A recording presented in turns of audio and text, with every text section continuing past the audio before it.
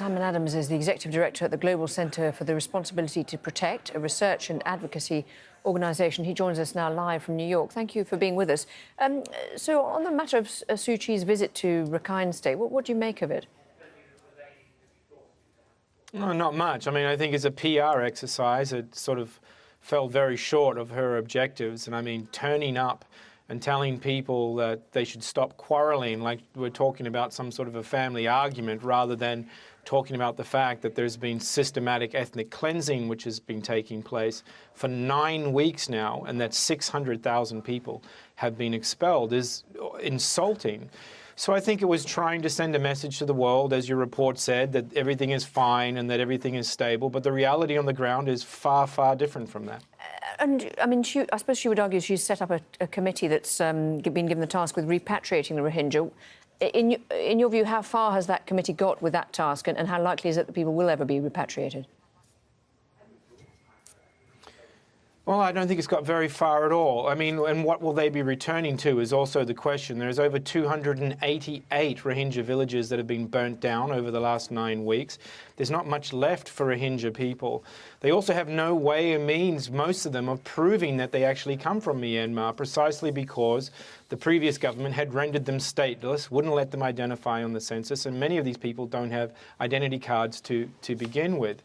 Since then, and I was speaking to representatives of the Bangladeshi government at a meeting that I was also involved in at the UN last week, it doesn't seem like there's been much real progress at all. So again, I think there's been some attempt to say the right sorts of things to the international community, but I think for those 600,000 people plus the previous 200,000 who are stranded in southern Bangladesh, ethnically cleansed from their homes, the future is not brightened at all.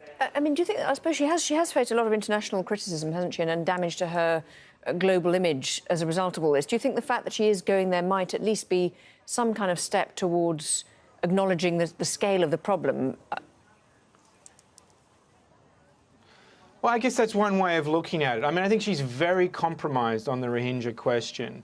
And I think this was obviously an attempt to go and to show. But I think that the key question in Myanmar today is the power of the Myanmar generals, the people who have carried out this ethnic cleansing.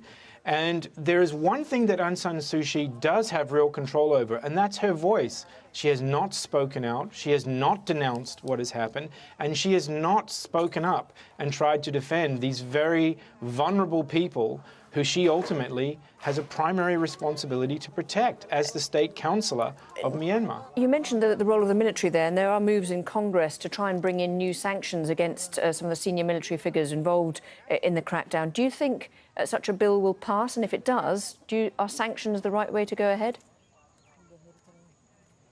Well, I think speculating on what might happen in the US Congress at the moment would be a fool's errand. But I think certainly what we've seen is a number of governments, the UK, France, some EU governments, the United States have already suspended ties with Myanmar's military. I think more states should do that. And I think the generals must be forced to pay a price for what they have done in northern Rakhine. They certainly should not be able to profit from what they've done. So I would like to see sanctions on those senior military officials from Myanmar who are responsible for ethnic cleansing in northern Rakhine.